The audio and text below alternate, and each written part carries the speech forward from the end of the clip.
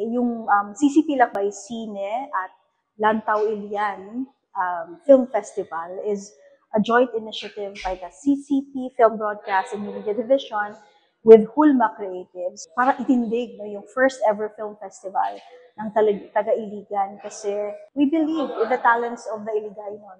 It's our wish that every kabataan, every young Iliganon should be able to tell their own stories. We believe in the power of storytelling because it somehow changes how people view us. It also helps us understand our situation, di ba, na-articulate natin yung ating kalagayan. So, it's very important, no?